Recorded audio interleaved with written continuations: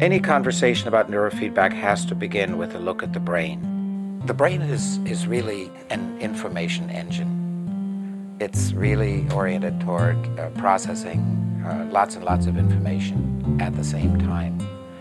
And in fact, the brain is rather self-absorbed. Most of what goes on in the brain is the brain talking to itself about itself. One key aspect of brain function is that neurons don't act alone. We've got 10 billion neurons up there in our glorious cortex, and if one of them does or doesn't do its thing, that can't really matter.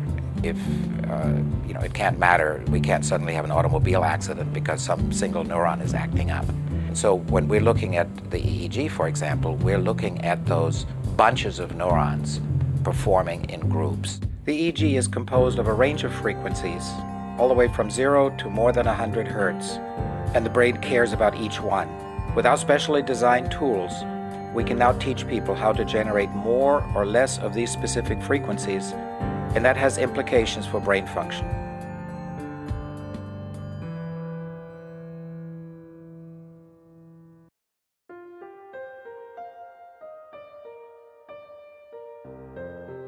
We like to think of neurofeedback really as a brain exercise, and specifically we're exercising the brain's ability to self-regulate. The headroom that we have available for better function through brain training is much larger than the headroom we have available through physical exercise.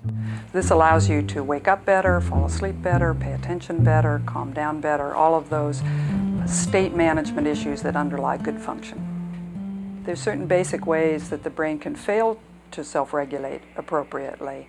A person could be stuck in high arousal, have difficulty calming down, falling asleep. We can be stuck in low arousal, have difficulty waking up and being motivated. Also, the brain could just spiral out of its own control into a symptom like a migraine or panic attack or a seizure.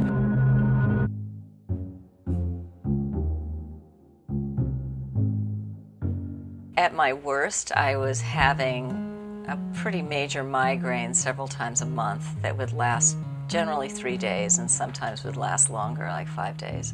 But I had headaches really every day, and I was taking medication throughout the day to try to control the headaches so they wouldn't become worse. And I was really at the point where they said the next step for me would be a preventative one.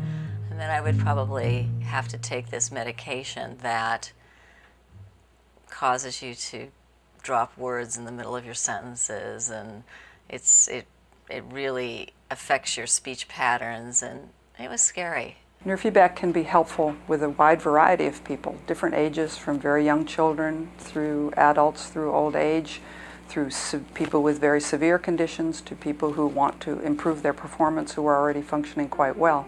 Recently, my mother suggested that I talk to a friend of hers who had done neurofeedback and had had great success. You know, I definitely feel that my stress level is so much lower now than it was. So the variables for us are where do we put the electrodes and what frequencies do we reward, which turns out to be enormously specific from individual to individual.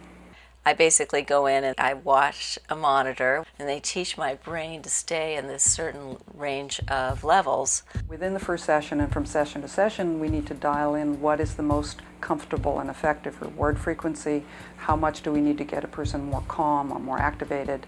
Once we have that worked out, then we can think in terms of placement, and we can get quite specific in terms of which brain functions we want to target by where we put the electrodes on the head.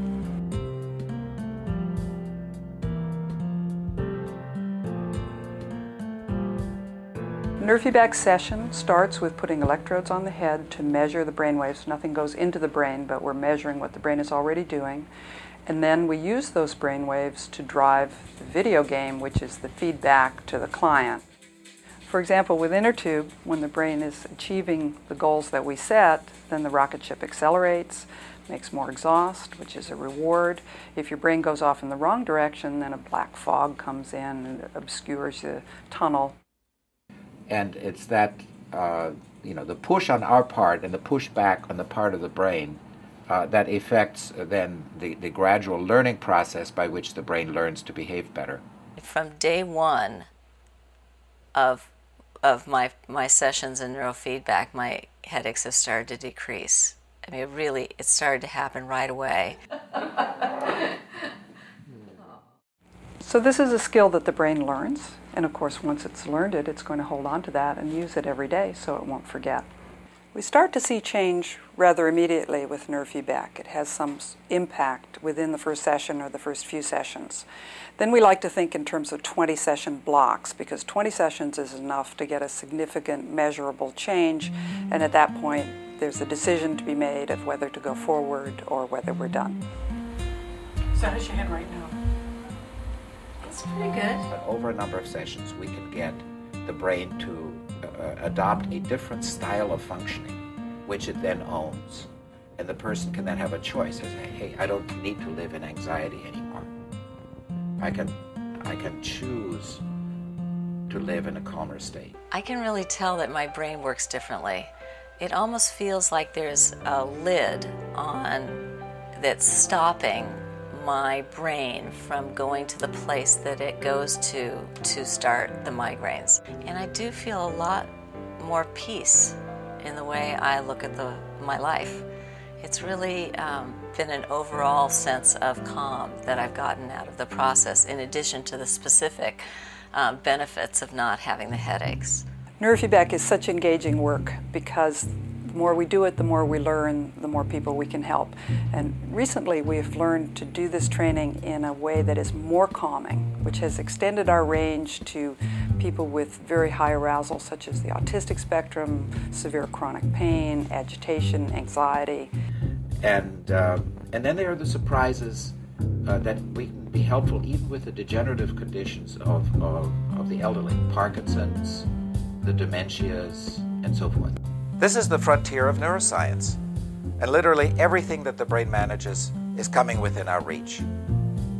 This has relevance to the children who are failing in our schools, to the homeless who are mentally ill, to the criminal population, to the addict in our society, to the elderly who are failing in their memory and their other capacities.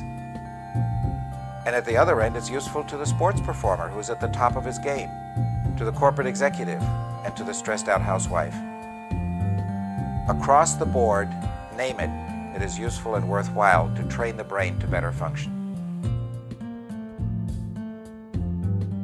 The potential is huge.